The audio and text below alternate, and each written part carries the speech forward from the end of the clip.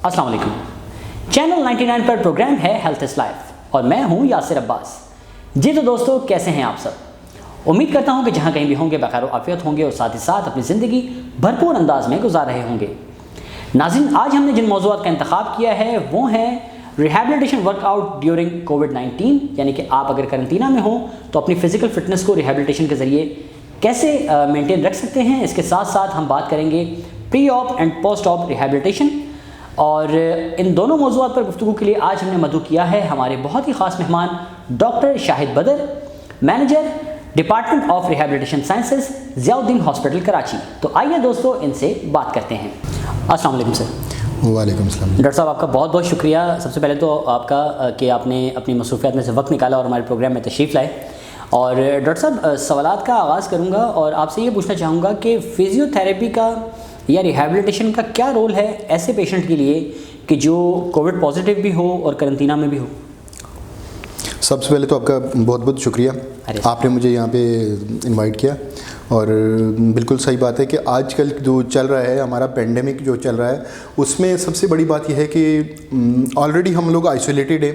जो करंटली जो हमारे पास इतने गैजेट्स आ गए हैं, इंटरनेट आ गया है, इतनी सहूलतें जो आ गई हैं, उसने हमें वैसे आइसोलेट कर दिया। बिल्कुल, यानी कि हम एक जगह पे रहते हुए भी अपनी फैमिली के साथ हों या दोस्तों के साथ हों, लेकिन हम उन लोगों से कनेक्टेड हैं जो हमसे दूर हैं, लेकिन जो इमीडिएटली हमारे साथ बैठे हैं हम उनके साथ कनेक्टेड नहीं हैं। बिल्कुल बिल्कुल।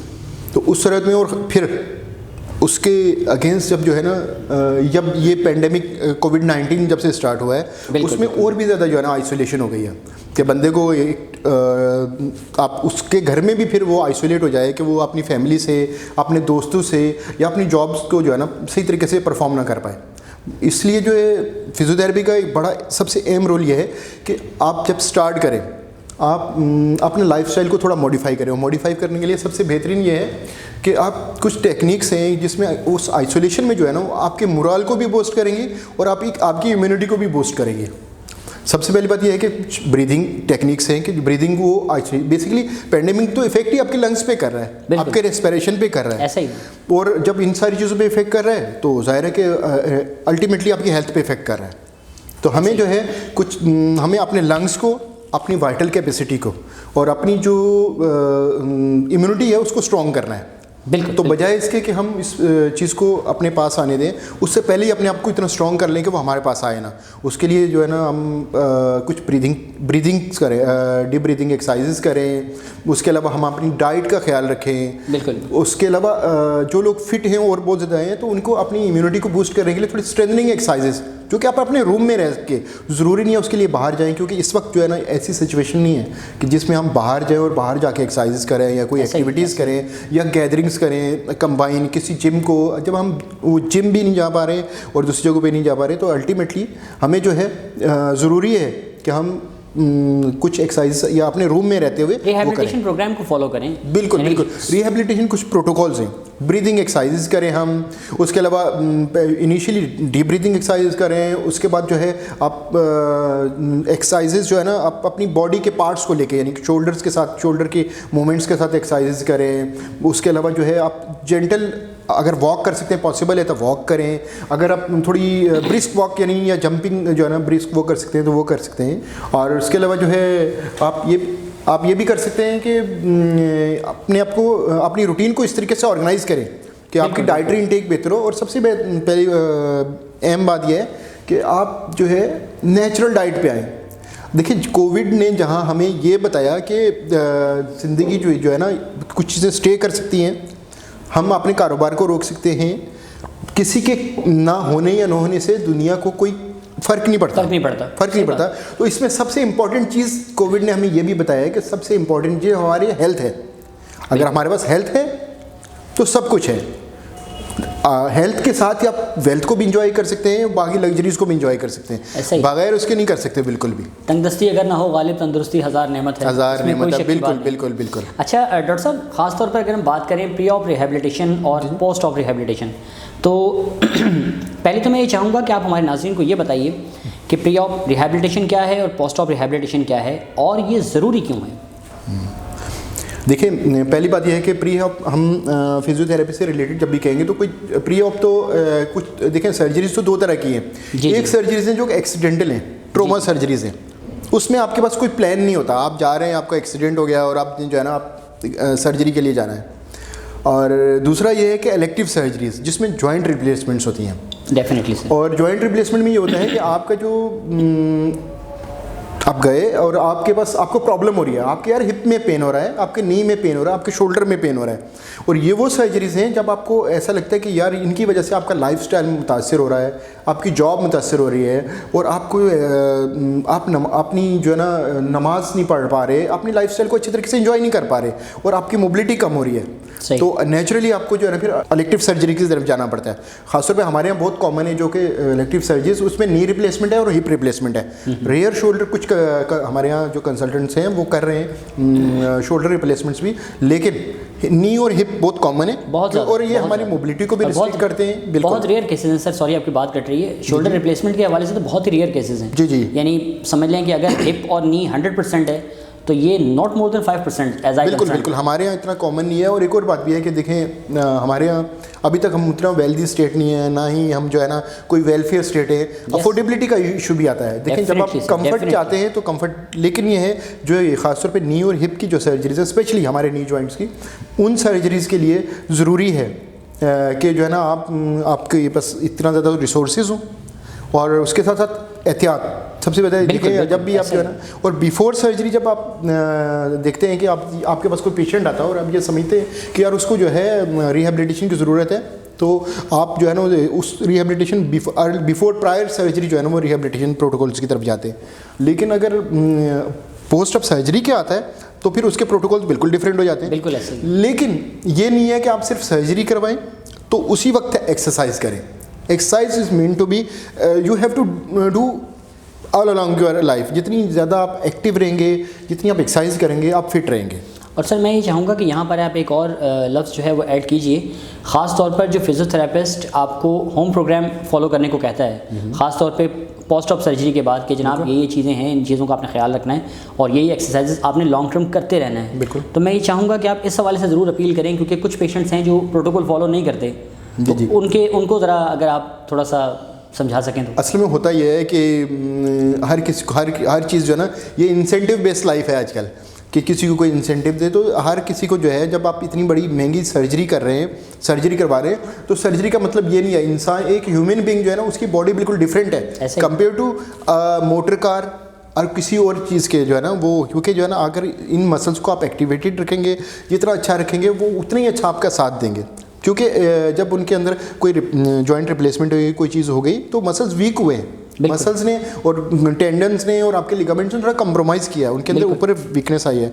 तो अब आपको चाहिए कि एक तो एहतियात करें, उनको इस तरह यूज़ ना करें कि अगर आपको आपका थेरेपिस्ट कहता है भाई कि आपने लो सेटिंग नहीं करनी, तो you have to avoid your low setting. ऐसा ही। इसी तरह कोई अगर आपको कहता है कि भाई आपने उसके बाद एक्सरसाइज कर रही है ताकि मसल स्ट्रेंथन रहे और आपका लाइफस्टाइल बेहतर रहेगा, क्योंकि हमारा अगर नी इफेक्टेड है तो आपकी हिप भी इफेक्टेड हो सकती है, अगर आप उसकी केयर नहीं कर रहे तो इस आपकी स्पाइन भी इफेक्टेड, तो अल्टीमेटली पूरी बॉडी इफेक्टेड हो जाएगी। क्योंकि सर एक गलती की वजह से, गलती दर गलती की वजह से पूरा का पूरा पोस्चर ही आपका चेंज हो जाता है। बिल्कुल। इवन पोस्टीरियर व्यूज़ के हवाले से you know that very well, कि अक्सर औकात सर ये भी देखने में आता है कि पेशेंट्स शिकायत करते हैं कि जनाब हमारे टखने में पेन है, लेकिन टखने के साथ साथ उनका नी भी इन्वॉल्व हो जाता है, उनकी हिप भी, इवन उनकी कमर भी। तो इसलिए कहते हैं कि अर्ली प्रिवेंशन जो है ना, अर्ली शुरू, एक तो यानी आप जाके किसी से कंसल्ट करें अर्ली, और फिर उसके साथ उसकी प्रिवेंशन भी शुरू कर दें। आप ये ना सोचेंगे कि माइनर प्रॉब्लम है, क्योंकि अगर हमारे टो में पेन है ना, इवन बिग टो में पेन है, it can hurt our cervical spine. Yes definitely, क्योंकि हमारा पॉस्चर जो है, हमारी अलाइनमेंट बेसिकली, क्योंकि हमारी सेंटर ऑफ ग्रेविटी अगर अच्छा नहीं होगा, अब हमारा वेट शिफ्ट अच्छा नहीं होगा, तो फिर अल्टीमेटली हमारी बायोमैकेनिक्स जो है ना उसको इफेक्ट करेगी, और वो उसको जो है ना फिर आपको इंजरी की तरफ ले जाएगा। बिल्कुल। अच्छा डॉक्टर साहब, ख़ास तौर पे आपसे ये भी पूछना चाहूँगा कि अगर हम बात करें जीरियाट्रिक प्रोटोकॉल्स के हवाले से, यानी ज़्यादा उम्र के जो अफराद हैं, बिल्कुल, तो उनकी फ़िज़िकल रिहेबिलिटेशन या फिजियोथेरेपी प्रोटोकॉल्स के मुतालिक आप क्या कहना चाहेंगे कि उनको क्या क्या प्रोटोकॉल्स इख्तियार करने चाहिए रिगार्डिंग दिस? देखिए, सबसे पहली बात तो ये है, जहाँ आप स्टार्ट करें तो समझ लें सरफेस, एक तो पेशेंट को जो है ना अपनी लाइफस्टाइल को मॉडिफाई करने के लिए उनका बेड, उनकी हाइट जो है ना, जो चेयर की हाइट है, जो सिटिंग, आप उनको पहले प्रिवेंशन से बताएंगे, जो भी अर्गोनॉमिक्स वो यूज़ कर रहे हैं वो जो है ना उनका बहुत ज़्यादा ख्याल करें कि जो बेड पे बैठ रहे हैं तो 16 to 18 इंचेस बेड की हाइट हो, फिर चेयर की भी उतनी हाइट हो, चेयर फिक्स हो, रूम के अंदर कोई कारपेट वगैरह या कोई जो है ना मैट इस तरह का फ्री ना पड़ा हो जिससे वो टकरा ना जाए। बेसिक पहले देखिए प्रिवेंशन की तरफ जाना है। पहले हमने रात को अगर उठ रहे हैं तो उनकी इतनी आइडियल लाइटिंग हो, उनका वॉशरूम इस तरीके से हो ताकि जो है ना वो आराम से उनको एक्सेस आसानी से हो, क्योंकि नॉर्मली जो ज़्यादातर मेजॉरिटी ऑफ जो इंजरीज़ होती हैं ओल्ड पेशेंट में ख़ासतौर पे जो ऑस्टियोपोरोटिक भी होते हैं या अल्जाइमर के साथ हों, पार्किंसन के साथ हों या ओल्ड एज जो भी पेशेंट हों, उनके होता यही है कि उनकी बून बहुत ऑस्टियोपोरोटिक होने के बाद ब्रिटल हो जाती है ऐसे ही, और उनके अंदर वो स्ट्रेंथ नहीं होती कि जो अगर स्लिप हों या गिर जाएं तो वो जो है ना वो उसको करें। समटाइम्स ऐसा होता है कि हिप की इंजरी में ख़ासतौर पे मैं आपको बताऊँ बहुत ज़्यादा बहुत ज़्यादा होती हैं, और उसमें ये होता भी यही है कि आपकी हिप की जो है पेशेंट गिरता बाद में है, बोन पहले टूटी हुई होती है, स्पेशली इन फीमेल्स जो है पोस्ट मेनोपॉजल केसेस में, जब एक खास एज में, तो हमारे उतनी डाइटरी इंटेक उतनी अच्छी नहीं है, क्योंकि हम जो है ये सोचते हैं कि जब हम तो डाइट उस वक्त लेंगे या कोई यार उस वक्त ख्याल करेंगे जब हमें कोई प्रॉब्लम होगी। नहीं, हमें उस वक्त अपनी केयर करनी है जब हम जो है ना ठीक ठाक हों, बिल्कुल फिट हों, ताकि हम हेल्दी हों और हमारे पास बीमारी आए ना, प्रॉब्लम आए ना, क्योंकि प्रॉब्लम आने का इंतजार ना करें, हम उससे पहले हम उसको प्रिवेंट करें। बिल्कुल डॉक्टर साहब यहीं से गुफ्तगू का दोबारा आगाज़ करेंगे। नाज़रीन यहाँ पर लेते हैं एक छोटा सा वक्फा, तो कहीं मत जाइएगा, हमारे साथ रहिएगा।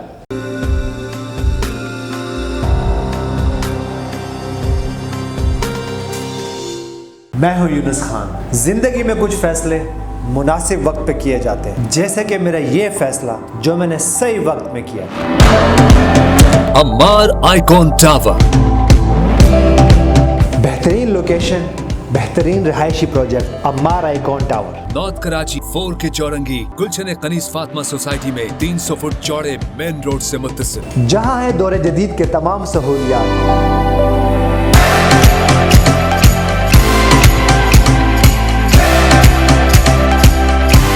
आसाइश और रिहाइश साथ साथ।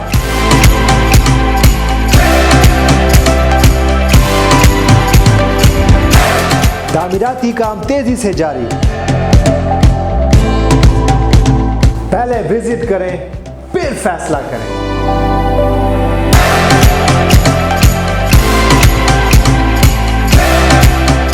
मेरा एतमाद Ammar developer and builders.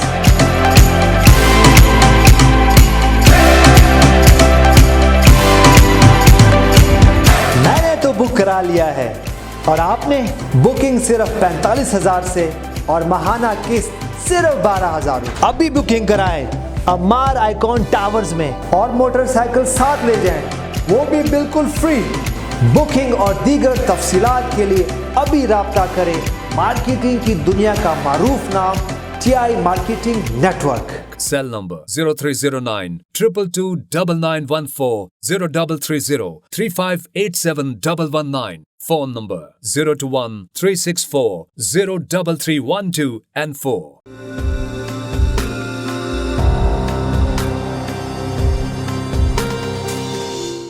Welcome back. नाज़रीन, डॉक्टर शाहिद बदर इस वक्त हमारे साथ मौजूद हैं, manager department of rehabilitation sciences, Ziauddin hospital Karachi. अच्छा डॉक्टर साहब, आपसे ये भी पूछना चाहेंगे कि पट्टों के खिंचाव के हवाले से आप बताइए कि फ़िज़िकल रिहैबिलिटेशन के ज़रिए हम पट्टों का खिंचाव जो है उसको किस हद तक कवर रख सकते हैं? देखिए वही बात है कि हमें वक्त से पहले ही जो है ना चीज़ों की तूफ़ान आने से पहले उसका इंतज़ाम कर लेना चाहिए, है यानी आजकल जो हम इतने गैजेट यूज़ करते हैं, ख़ासतौर पे ये जो हमारे हाथ में आ गया, बिल्कुल पूरी दुनिया आ गई है मोबाइल के थ्रू, तो हमें इसको थोड़ा यूज़ तो करें, लेकिन हमें अपने पॉस्चर का ख्याल रखना चाहिए। हमें अपने कंप्यूटर जो है ऑफिस अगर है तो उसके अंदर जो कंप्यूटर की सेटिंग हो इस तरीके से, एर्गोनॉमिक्स ताकि इस तरह हो, चेयर ऐसी हो, सारी चीज़ें, ताकि जो है ना हम मिनिमाइज़ करें इंजरीज़ को और जो है ना स्पेज़म को, और साथ साथ थोड़ी ब्रीदिंग एक्सरसाइज अपनी करते रहें, रिहैब आप एक्टिविटीज़ करें, थोड़ी वार्म अगर हमें पॉसिबल है तो वॉक करें, उसके अलावा स्ट्रेचिंग्स वगैरह करें। अपना ऑफिस थोड़ी देर, सपोज़ 8 घंटे के लिए हमारा ऑफिस है तो 2 घंटे बाद उठ के 1.5 घंटे बाद उठ के थोड़ी सी स्ट्रेचिंग्स करें, अपनी नेक की ब्रीदिंग एक्सरसाइजेस करें, थोड़ी हम इस तरह का पॉस्चर अडॉप्ट करें ताकि बेसिकली पैटर्न को जो है पैटर्न को तोड़ें। जी बिल्कुल, पैटर्न ब्रेक करें। और अच्छा डॉक्टर साहब, साथ साथ आपसे ये भी पूछना चाहेंगे कि ये बड़ा इंतहाई चुभता हुआ सवाल है सर, जी। और मैं चाहूँगा कि चूँकि ज़ाहिर सी बात है सर, आपका शुमार हमारे असातिज़ा में होता है कि बहुत सारे ऐसे अफराद हैं, इवन पेशेंट्स भी हैं, कि जिनके यहाँ ये, इवन मैं तो ये कहूँगा कि मिथ पाई जाती है कि महज मोडालिटी से ट्रीटमेंट जो है इट इज़ फिजियोथेरेपी। नहीं। तो मैं ये चाहूँगा कि आप इस हवाले से जो है वो ख़ास एक पैगाम दें कि महज मोडालिटीज़ का इस्तेमाल ही क्या सिर्फ फिजियोथेरेपी है या रिहैबिलिटेशन का भी इसमें कुछ रोल है? देखें नहीं, देखें फिजियोथेरेपी में मोडेलिटीज़ एक पार्ट है, लेकिन modalities are not the physiotherapy, modalities are not exercise. Physiotherapy है ही एक्सरसाइज बेस है, उसमें मैनिपुलेशन है, मोबिलाइजेशन है, एक्सरसाइजेस हैं depending on the condition.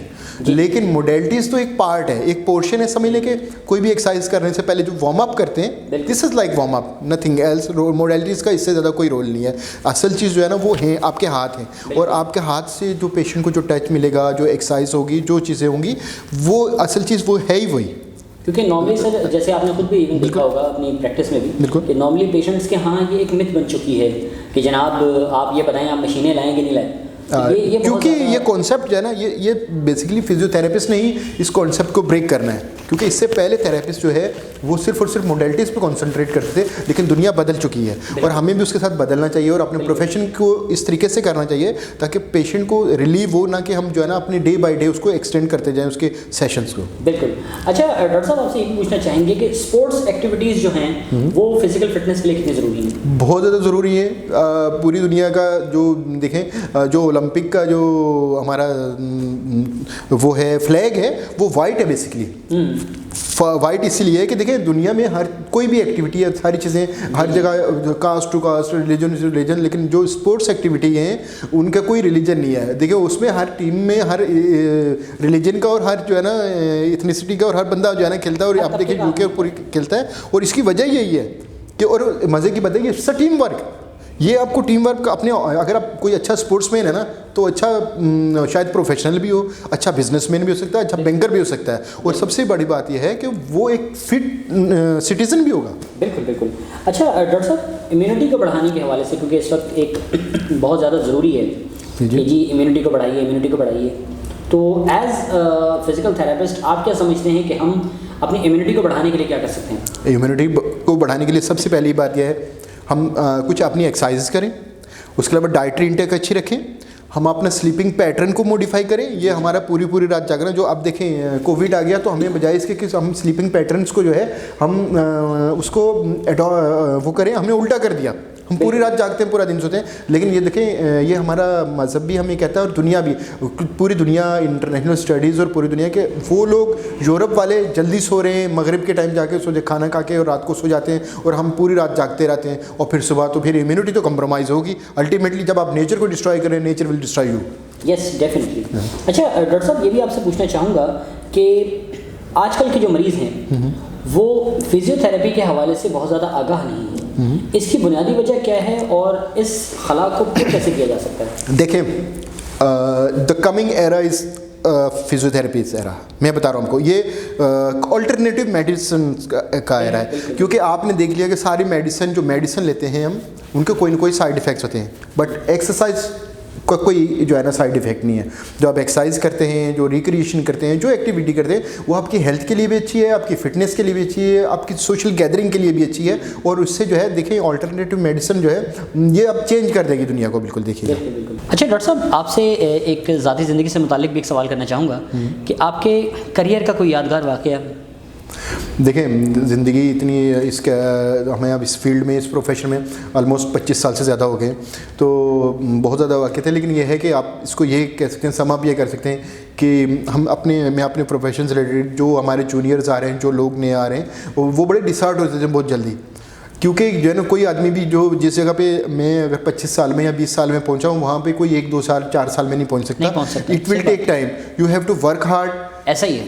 B punctual, be honest, be determined, you will, आप जो है ना कहीं पे भी जा सकते हैं, बस। बिल्कुल तो जी बिल्कुल। अच्छा डॉक्टर साहब, मैं ये चाहूँगा कि अपने टीचर्स के मुतालिक बताएं कि अपने असातिज़ा के मुतालिक क्या कहना चाहेंगे? बिल्कुल, हमारे जो उस्ताद हैं, चाहे वो अपने प्रोफेशनल करियर के हों या स्कूल के लिए, वो हमारे लिए वो कैंडल्स हैं जिन्होंने अपने उस वक्त को दिया, हमें उस वक्त समझाया हर चीज़ की, और जब हम मुश्किल हालात में हों या जिस तरह प्रॉब्लम्स में थे तो उन्होंने बड़े अच्छे तरीके से हमें गाइड किया, और अभी तक जो है हमारे टीचर्स हमारे लिए रहनुमाई का बाइस है। और हमें जो है ना देखें, वो टीचर ही वो इस सोसाइटी का वो नुमाइंदा हैं जो कि जो है ना हमारी इस जो आजकल की नस्ल जो हमारी जो जिस बुरे यानी बजाय इसके कि वो पढ़ाई पे चीज़ों पे कंसंट्रेट नहीं कर पा रहे, वो ये तो हमें जो है मैं अपने टीचर को हमेशा से जो है ना वो रिगार्ड करता हूँ और हम उनको सलाम करते हैं कि जो है बिल्कुल। अच्छा डॉक्टर साहब, एक बड़ा ही इंपॉर्टेंट सवाल आपसे पूछना चाहूँगा कि जैसा कि आपने देखा कि कोविड की वजह से बहुत ज़्यादा तालीमी निज़ाम ऑनलाइन की तरफ जा रहा है, तो अगर हम इसे इम्प्लीमेंट करते हैं अपनी फिजियोथेरेपी फील्ड के मुतालिक, तो सर क्या इससे जो स्टूडेंट्स हैं या इवन जो प्रोफेशनल्स हैं तो उनकी पेशेंट्स रिहैबिलिटेशन जो प्रैक्टिस है वो मुतासर नहीं होगी? डेफिनेटली इस कोविड ने तो हर चीज़ को मुतासर किया, हर चीज़ को, हर प्रोफेशन को मुतासर किया, लेकिन हमारे यहाँ जैसे हमारे अपने यूनिवर्सिटी में और दूसरी यूनिवर्सिटीज़ में भी, दूसरी जगहों पे भी यही है कि एटलीस्ट जो रोटेशन पे स्टूडेंट्स आ रहे थे उनको प्रॉपर SOPs के तहत वो आएँ और आके प्रैक्टिस करें। उनको मे बी ड्यूरेशन थोड़ा कम हो गया, जाहिर है कि आपको पता है कोविड की वजह से ज़्यादा लोगों का एक्सपोजर ना हो, लेकिन अल्टीमेटली इफेक्ट तो करेगा। लेकिन ऐसा नहीं है, क्योंकि देखिए जब आप जान है तो जहान है, अगर आप रहेंगे तो आगे सीख लेंगे, अगर विल होगी तो आप सीखेंगे ज़रूर। बिल्कुल बिल्कुल। अच्छा डॉक्टर साहब, मैं आपसे ये पूछना चाहूँगा, ये भी आपकी ज़ाती ज़िंदगी से मुताल्लिक़ है कि इसी शोबे का इंतखाब क्यों किया सर? देखें जब हमने शुरू किया करियर तो उस वक्त तो इतनी ज़्यादा अवेयरनेस नहीं थी, लेकिन ऐसे ही मैं आपको बताऊं कि मुझे अपने हमेशा से प्रोफेशन पे एक समझ लें कि मुझे लगता है कि जो है ना हमने जो प्रोफेशन चूज़ किया बहुत अच्छा चूज़ किया। देखें आपकी नीयत, सिर्फ आप अपनी नीयत बदल लें तो आप कहाँ से कहाँ सोच लेते हैं। देखें लोग नेकी करने कहीं जाते हैं, कोई कुछ करता है जी कि ये कर दें वो कर दें। आप अपने किसी को इससे बेहतर क्या प्रोफेशन होगा कि किसी को दर्द से आराम दें। बिल्कुल। किसी को तकलीफ़ है तो उसको तकलीफ़ को जो है ना ठीक करने के लिए आप जो है ना उसका सबब बने। देखें आपको अल्लाह ताला रोज़गार तो दे ही रहे हैं, लेकिन आप नीयत बदलें तो आप इबादत भी कर रहे हैं। बिल्कुल, तो इससे ज़्यादा कोई बात क्या हो सकती है कि बहुत आप खूबसूरत बात कर रहे हैं। अच्छा डॉक्टर साहब, साथ साथ ये भी पूछना चाहूँगा कि जिस हॉस्पिटल से आप वाबस्ता हैं, जी ज़ियाउद्दीन हॉस्पिटल, तो यकीनन आपने एक वसी वहाँ पे खिदमत अंजाम दी हैं काफ़ी साल से, तो मैं आपसे ये भी पूछना चाहूँगा कि वहाँ पर आप कितने सालों से हैं और कैसा तजुर्बा गुजार रहे हैं मरीज़ों के साथ और स्टाफ के साथ? देखें ज़ियाउद्दीन में तकरीबन जो है मैं 2005 से ऑलमोस्ट अटैचमेंट है मेरी, 1-2 साल बीच में मैं ज़ियाउद्दीन वो रहा, लेकिन यह है बहुत अच्छा एक्सपीरियंस रहा। एक अच्छी ऑर्गेनाइजेशन है, इट्स लाइक फैमिली इन्वायरमेंट, क्योंकि ज़ियाउद्दीन आपको एक फैमिली इन्वायरमेंट देता है। वहाँ पे लोग आपको दे आर वेरी हेल्पफुल। हमारे जो सीनियर हैं, मेरे जो बॉस हैं और जो बाकी लोग हैं, वो हमें एक ऐसा इन्वायरमेंट है और सबसे बढ़िया ग्रोथ का इन्वायरमेंट है। देखिए कल्चर वही होता है कि ज़रूरी नहीं है कि सारी चीज़ें जो है ना आपकी, ज़ाहिर है कि आपको एंड प्रोडक्ट तो आपकी सैलरी और चीज़ें होती हैं, लेकिन आपकी लर्निंग, आपका मेंटल पीस और उसके अलावा जो है आपको स्टेप बाय स्टेप आपकी ग्रोथ भी हो रही हो। बिल्कुल। तो वो चल रहा है, ये प्रोसेस ऑनगोइंग प्रोसेस है और ये चल रहा है, क्योंकि कोई भी फील्ड है उसको अगर आप सीख नहीं रहे ना, समझ लें कि वो आप उससे तरक्की नहीं कर रहे। अगर आप सीख रहे हैं तो इसका मतलब है आप ग्रो भी कर रहे हैं। और आपकी सबसे बड़ी बात है कि हम आगे के आने वाले बच्चों को हम पढ़ाते हैं, सिखाते हैं। अब हमने इतना सीखा और हम भी कंटिन्यूसली सीख ही रहे हैं आपके साथ। बिल्कुल बिल्कुल। अच्छा सर, एक मैं चाहूँगा कि छोटी सी गुजारिश जो और मैं ये मेरी बड़ी ख्वाहिश होगी, क्योंकि वो मेरे उस्ताद के उस्ताद भी हैं, यानी मेरे दादा उस्ताद भी हैं, और मैं चाहूँगा कि आपके थ्रू एक अपील जाए उन तक, और मैं चाहूँगा कि ये इंटरव्यू भी वो ज़रूर देखें।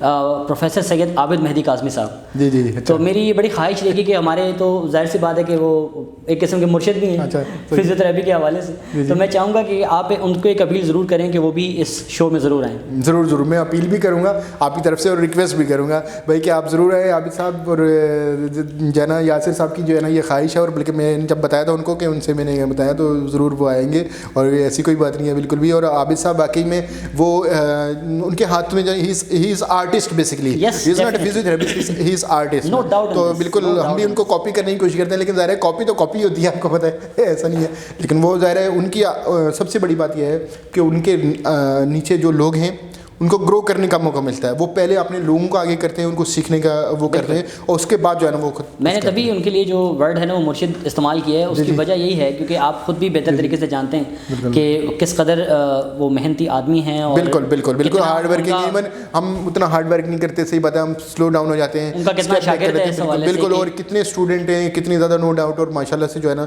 उनके वो एक खुद इटसेल्फ एक जो है ना वो एक एकेडमी है। बिल्कुल, मुझे खुद पर्सनली बड़ी एक इंस्टीट्यूशन है। बिल्कुल और इस फील्ड में जो है ना जो उन्होंने जो है ना यानी ट्रस्ट और लोगों का वो एक कॉन्फिडेंस जो है ना स्टूडेंट्स का और लोगों का बिल्ड किया, और पेशेंट्स का, कि उसका कोई जवाब नहीं है। क्योंकि सिर्फ 2 अफराद, even you know that very well, कि 2 अफराद ऐसे हैं फिजियोथेरेपी में कि जो इस वक्त अगर देखा जाए तो कराची में जिन्होंने बड़े बड़े फिजियोथेरेपिस्ट बनाए हैं अल्लाह के हुक्म से, तो उनमें 2 नाम बड़े काबिल कद्र हैं, जिनमें सैयद आबिद मेहदी काज़मी साहब और none other than doctor Faisal Yameen साहब। बिल्कुल तो यकीन करें बिल्कुल ये हमारे बहुत बड़े नाम हैं, नो डाउट इन दिस।